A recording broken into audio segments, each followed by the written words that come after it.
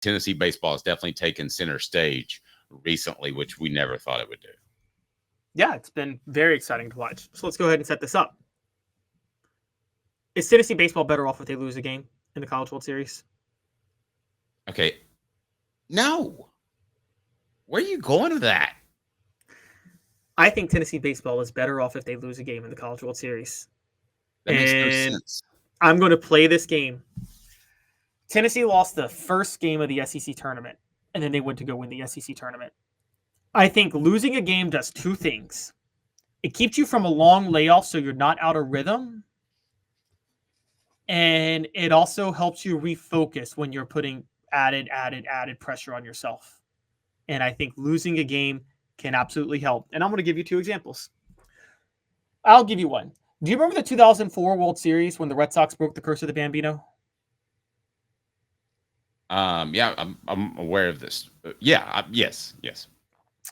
They trying to figure out where. Remember you know this. You're a Yankee fan. They fell behind 3-0 to the Yankees, right? And then they came back and won 4-3. Yeah. Thanks for bringing that up. Then they went and swept the Cardinals in the World Series. Why? The Cardinals were easily the best team in baseball of the year, the most dominant team. They coasted to the World Series, and then they had this really long layoff to wait for the Red Sox to finish their hard-fought series with the Yankees. The Red Sox finish up that series.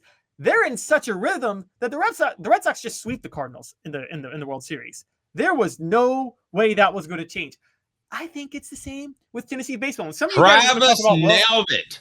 Travis nailed it. Sleep deprivation has finally gotten to Calhoun. Or this is just a crazy Caleb, not conspiracy, but take. Because, all right, some people are going to come at me, and they're going to say, if you do this, you end up facing another ace that you don't want to face while you have to worry about who's pitching each game. You have to worry about who's pitching each game. Here's my other point that I want to bring up in this segment. Guys, stop treating college baseball like Major League Baseball. Who is pitching is not nearly as relevant in college baseball as Major League Baseball. Now, when we were at our 3:45 a.m. production meeting, I will give you that. I thought he brought up a good point. We talk a lot about Florida State's ace tomorrow, and Arnold could pitch if somehow Florida State is able to win today. And Caleb, that obviously would be an issue. But as far as Tennessee winning the rest of the tournament, I think they would want to do that. I'm going to go with Travis on that. I don't think losing is a good thing. All right, let me just bring up a number for you guys real quick. Tennessee has scored 12 entering Wednesday.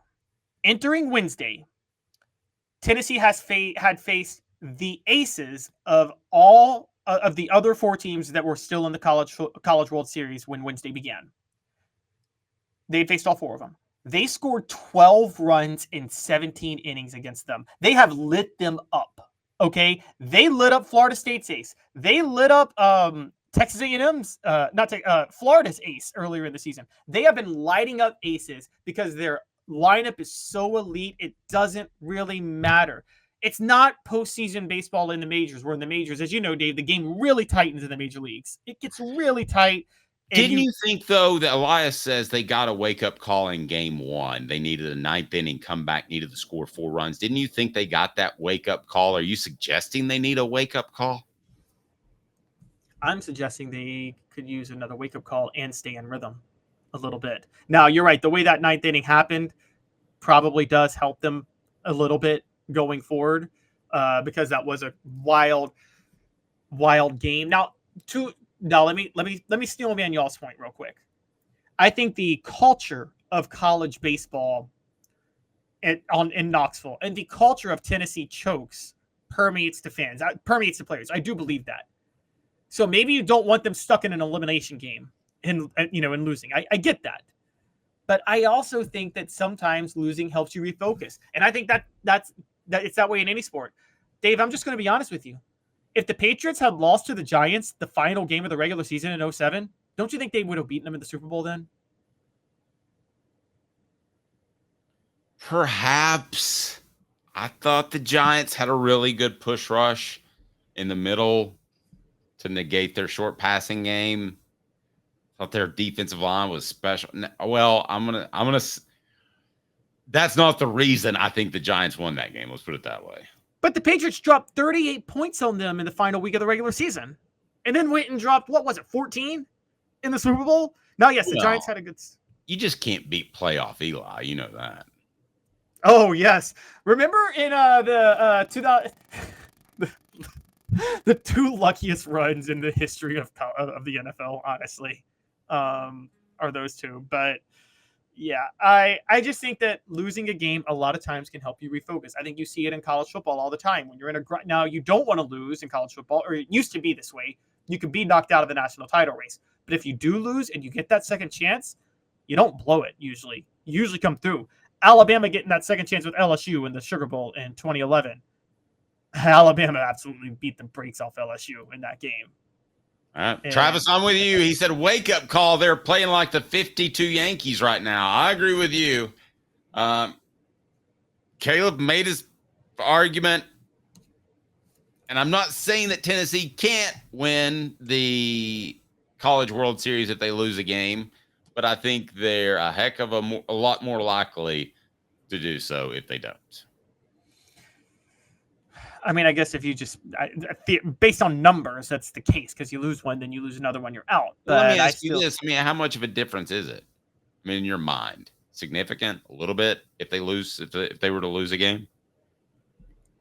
No, I don't think it's that significant. I think they can afford to lose a game. I know y'all could call me crazy.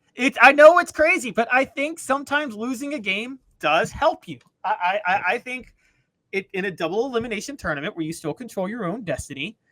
I think losing does help you. And you know what? Travis brought up the 52 Yankees.